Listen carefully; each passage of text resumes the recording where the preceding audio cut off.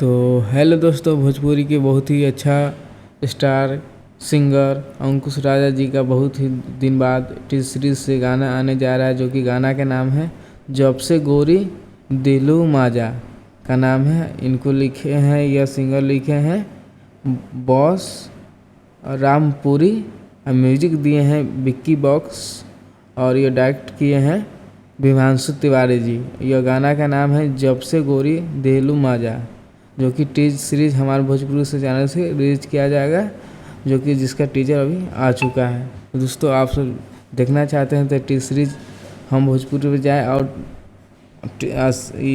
Teaser देख सकते हैं। तो यह गाना 23 तारीख को सुबह सुबह रिलीज किया जाएगा, जो कि टीज सीरीज हमारे भोजपुरी चैनल से रिलीज किया जाएगा। तो दोस्तों, इसी तरह भोजपुरी के हर अपडेट पाने के लिए हमारे यूट्यूब चैनल को सब्सक्राइब कर लें, ताकि आने वाला हर अपडेट आप तक पहुंच पाए। जय हिंद, जय भोजपुरी, धन्यवाद।